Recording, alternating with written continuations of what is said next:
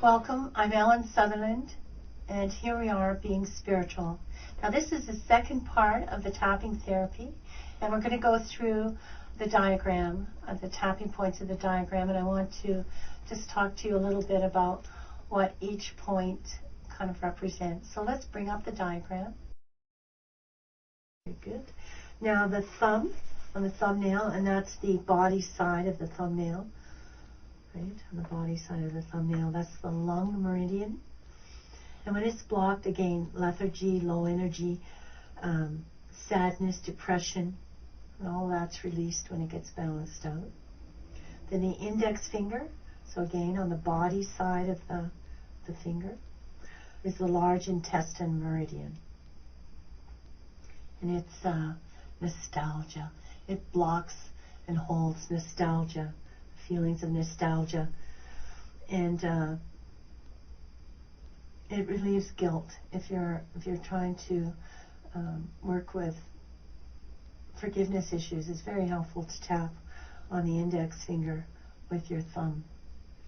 Okay, the middle finger is the heart governor, and it produces when it's blocked, it produces feelings of low self-esteem and kind of cruelty and perversion. So it's often called the sex meridian as well. And so it releases feelings of inferiority and increases your willpower, again, when it's all balanced out. The little finger, so we skip the ring finger, the little finger is the heart meridian. Remember I said the middle finger was heart governor? This is the heart meridian. And again, on the inside of the little fingernail, closest to the body. Now, when it's blocked, it's about selfishness and loneliness and all the negative emotions that are expressed around this are arrogance and cruelty when it's blocked. Eh? So it's a very helpful one to get clear. The very top of the head, which is used in the abbreviated tapping protocol, which is what we'll be using, is the place of the meeting of 1,000 meridians. So it's good to tap there because you pretty well catch them all. Very helpful, but there's no actual statement about that. This next point is the gamut point. It's the thyroid and triple heater meridian, and it resolves or lessens the flight or fight response, which is a response we have, a primal response we have to stress. It's most particularly used in tapping therapy as the 9 gamut procedure.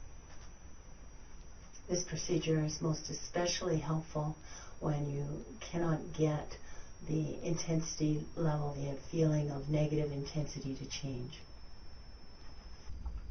On the hand of the diagram, the karate chop, that's your small intestine, and that's for psychological reversal, as are the sore spots. So we may as well find out what psychological reversal is now. Okay, psychological reversal is something that was discovered when doing muscle testing and having someone say, gee, I really want to quit smoking, or I really want to quit that habit for sure. I really want to. I desperately want to. I truly want to. And you feel the sincerity, and they feel they're being sincere. If you were to muscle test the person, you would find that their body would say, that is not true. That's a no. Which is kind of a weird experience. But it makes sense. There's so many times when we want something really badly, but we do everything under the sun the opposite way, even though we say we want to quit smoking, or we want to quit drinking, or we don't want to eat so much, or we want to do our jogging, or whatever it is. There's a whole part of us, subconscious part of us, that says, no, That's not going to happen. I can never do that sort of thing. I'm not good at quitting anything. I never follow through. All those negative beliefs are sitting back there going, you're not going to do it. That's called psychological reversal. And the tapping therapy has this built in as a kind of fail-safe to help us stand in the truth, what we're really truly feeling, at the same time tapping it out.